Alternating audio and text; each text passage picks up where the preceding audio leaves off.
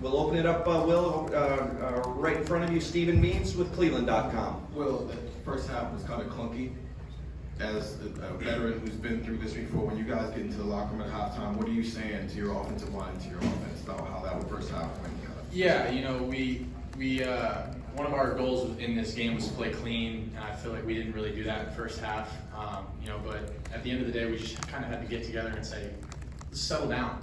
Just play our game. Don't think about it too much. Don't let the fact that it's maybe our first time playing the shoe, like, just got to settle in, and play football. And I think we did a good job of that in the second half. But we definitely need to work on starting a little faster, starting a little better, and not having those mistakes that we had in the first half.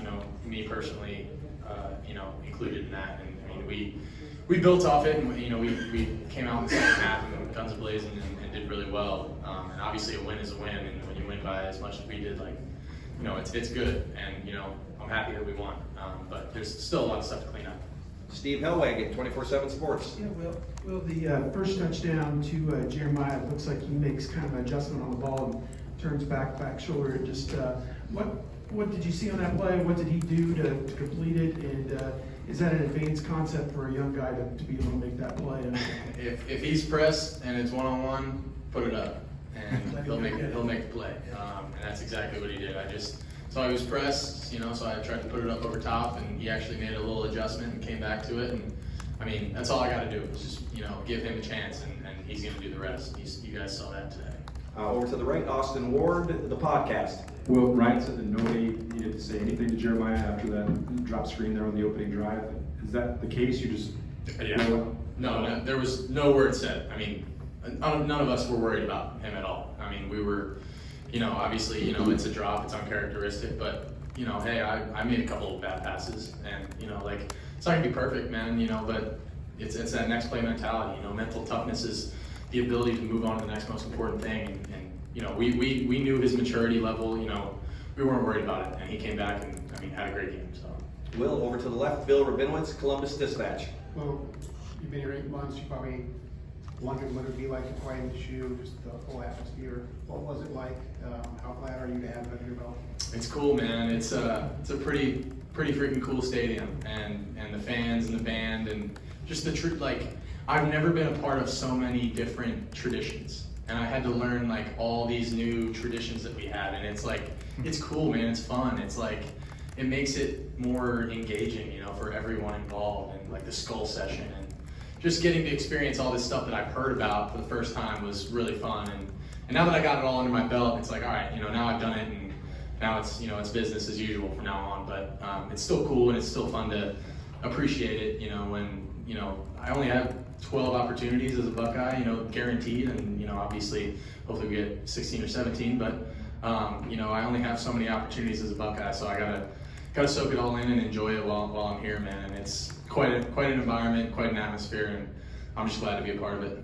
Great. Over to the right, Dylan Davis, Delaware Gazette. You've made it clear before, no disrespect to the guys you played with at Kansas State, but it's a little bit different here with the guys you're throwing to. I guess just, some guys that maybe you wouldn't think would be open or open. So I guess how did that materialize on the field for you, seeing that in a game, and just how does it feel compared to maybe previous starts? Yeah, it's a freeing feeling when you can kind of just put the ball up and let those guys make adjustments, and you don't have to be as perfect, and that's nothing against, my guys. I had a ton of playmakers at K-State, and I love those guys, and those guys were making plays for me too. But I'm just trying to talk about the dudes we got here, man. We got some dudes, and it showed out today. And I think even down to the Jaden Ballard and Brandon Innes and Bryson Rogers. We got depth at that position too. It's cool, man. It makes my job easy. Dan Hope, 11 Warriors. Will, was there a moment in this game where you felt like you and the offense kind of settled in? I don't know if there was a moment. I think that second half when we kind of started rolling a little bit, made a couple things happen. I think we did do some good things in the first half. We made some good plays here and there, but really settling into a rhythm. I think that came in that second half, and we kind of got that ball in the third quarter and started driving a little bit. Is it hot in here? All right, just making sure. Okay, all right. But yeah, no. Okay, good. I feel the sweat coming down my chest right now. Oh, that was amazing. But anyway, yeah, I think we settled in that second half, and we're able to go from there. Shorter answers, Phil. Come on, we gotta Yeah, I know. I tend to ramble a little bit, so my bad. I see all the fans in the back. Everyone's like waving fans. Over to the right. We'll wrap up here shortly. No worries. It's all good. Stefan Kreisnick, Cleveland.com. Well, Coach Day was talking about you guys kind of trying to establish a run a bit there early. What's kind of the thought process, the conversations you're having with Coach Kelly and some of the teammates? You know, maybe when it's frustrating at the start, we got to kind of keep that patience and establish the run game. Yeah, you know, I feel like there's not much you need to say at that point, you know, because we know what we have to do. And, you know, at the end of the day, like, for me, being the run game, you know, they give me the, you know, Coach Kelly says all the time, you're the run game coordinator. You got to get us in and out of the right plays. And, you know, if we have a call and if we have, you know, something and, you know, someone comes from one side, like, you need to make it right. And so part of it's on me. You know, we got to all be working together, all systems, you know, going on the same wavelength. And, you know, I think we did settle in the second half. And, you know, it's first game. You know, we were trying to be conscious of that and play clean. And I think we did better in the second half. But again, like, we just need to clean up some of that stuff in the first half and go back and look at the film and move on and grow and learn. Over to the left, Cameron Teague Robinson, The Athletic. Well, Jeremiah had 6 catches, 9 targets, and you led the team in targets. What is it about you two, or your chemistry with him, that you think allows you guys to click so well in the first game together on field? I think, I mean, you guys see it. He's pretty darn good at football, first of all. But he understands the game, like, really well. And, you know, like, I think there was the third down where I kind of maneuvered a D end that dropped and to get him a ball on a curl, and, you know, just the wherewithal he has to kind of figure out, like, hey, you know, maybe just wrap him a little bit in that window. He understands the game very well, and that's, I mean, Emeka, Carnell, like, those guys understand the game, like, unbelievably well. Like, all of them do. But Jeremiah, you know, he's a dude, man. And if you get him in one-on-one coverage, and he's gonna win, you know. And at the end of the day, like, this is just a start for him. I'm excited for him. You know, I think we're starting to develop a lot of chemistry, and I'm excited to see, you know, how this season goes for him. And, you know, he's a phenomenal player, and he's gonna have quite a few more targets this year, I'm sure. 3 more questions. Tim May, Letterman Row. Yeah. Will, I was just wondering what your favorite pass was today, and I was wondering if the one to Cardinal Tate would be right in there, because he had him run the fly and he took it to the end zone. Yeah. And then the deep one to Jeremiah Smith. I think y'all ran 11 plays in the third quarter and had 135 yards and 2 touchdowns. So. Yeah, But I go don't ahead. know. That's a hard one. I don't know if I could pick my favorite throw from today. Probably that fade ball to JJ in the corner of the end zone, or that little, you know, peak throw I threw to him in the red zone. Like those two, but the one that Carnell, I mean, that I just threw a curl to him and he took it 34 yards for a touchdown. I mean, that's pretty easy for me, right? You know, I'm just going through my reads. They go one high. I'm going to the field to my curl, and there he is. He makes my job easy. Did you just feel totally different out there though in the third quarter? I mean, you know, I'm just wondering for you guys offensively. Yeah, I don't think there was anything that, you know, switched or anything crazy. You know, we just settled in a little bit. You know, I think we were just comfortable, and, you know, it just kind of things started kind of going our ways. You know, I feel like for me especially, you know, I started kind of taking the game as it came to me and trying to, you know, not trying to force things. I think there were a couple times in the first half where, you know, I was just forcing things and trying to make things happen. And, you know, with this team, with the guys we have, like, you know, the more I can just let the game come to me, it makes my job easy, and, you know, we can get rolling.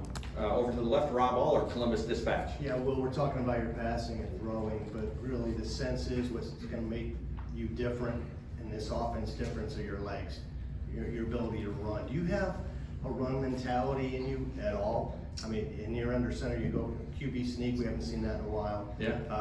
Just talk about if you can, that attitude. Absolutely.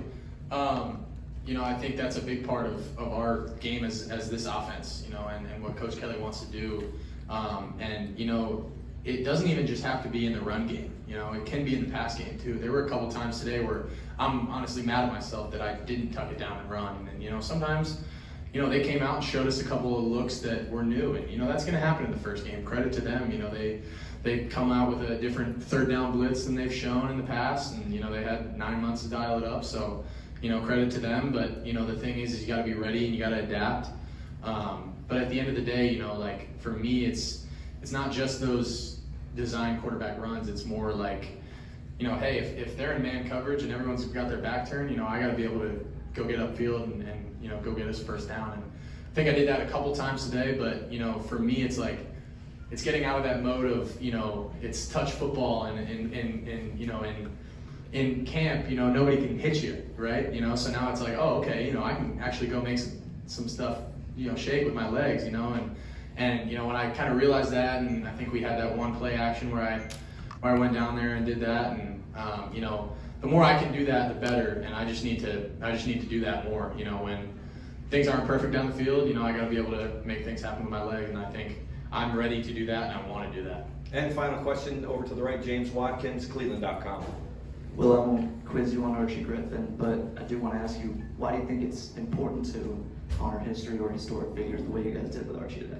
I think it's really, really important, and you know, especially with Archie, you know, the only 2-time Heisman winner, like, I mean, he's a legend around here, man, and you know, the fact that we wore the stickers for him, you know, it shows how much that we care about our tradition and our history and the people that have came before us, you know, and it shows that, you know, you don't forget about those greats before you, and you remember it, and that's why we're doing it. You know, a lot of the reason we're doing these things are for the people that, you know, they came before us, you know, the people that are here now and the people that are going to come after us. And you know, it's carrying on that Buckeye legacy, you know, looking at guys like Archie Griffin, you know, that are legends, you know, being able to put on the scarlet and gray just like they did is an honor and a privilege. Great. Will, thank you very much. Thank you guys, go Bucks. Thanks, Will.